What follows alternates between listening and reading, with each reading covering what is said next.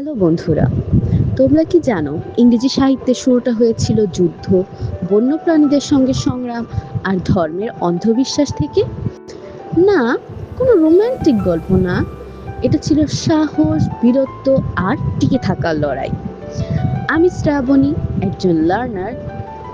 আজ তোমাদেরকে নিয়ে যাচ্ছি সাহিত্যের একেবারে প্রথম অধ্যায়, ওল্ড ইংলিশ পিরিয়ড বা অ্যাংলো সেকশন যুগে।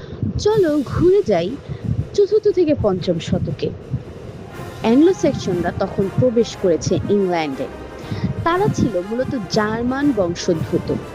রোমান সাম্রাজ্যের শেষ সময়ে ধর্মীয় প্রভাব আর এদের সাহসী সংস্কৃতি একসাথে মিশে তৈরি করলো এক নতুন সাহিত্যিক ধারা। এই যুগে সাহিত্য ছিল ঠিক যেন বীরের ডায়েরি। ধর্ম, যুদ্ধ, আধ্যাত্মিকতা আর দৈনন্দিন জীবনের অ্যাডভেঞ্চার সব একসাথে।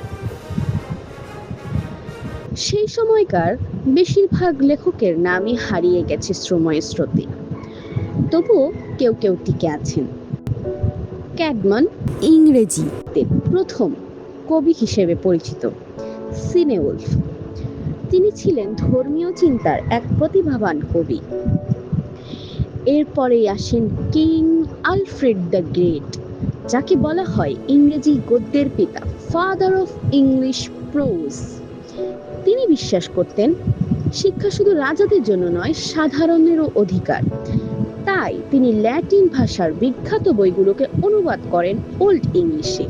এমনকি বাইবেলের বেশ কিছু অংশ তিনি সর্বসাধারণের জন্য ওল্ড ইংলিশে তুলে ধরেন। ওল্ড ইংলিশ সাহিত্যের রত্ন খুঁজছ? সেটা তো বিওল্ফ।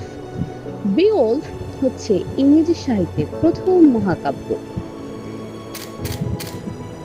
বিওল্ফ এটা শুধু একটা যুদ্ধ না, এটা এক বীরের আত্মত্যাগের গল্প। ওল্ড ইংলিশ যুগের সাহিত্য আমাদেরকে শেখায় যুদ্ধ শুধু অস্ত্র দিয়ে হয় না, সাহস দিয়ে হয়। কিন্তু ইতিহাস এখানেই থেমে যায় না। 1066 সালে নরম্যান বিজয় নতুন যুগের সূচনা করে, যেখানে ইংরেজি সাহিত্যে আসবে নতুন রং, নতুন শব্দ আর নতুন লেখক। আগামী পর্বে আমরা যাব মিডল ইংলিশ পিরিয়ডে, যেখানে থাকবেন জিওফ্রে চসার এবং আরো অনেক আলোচিত কবি।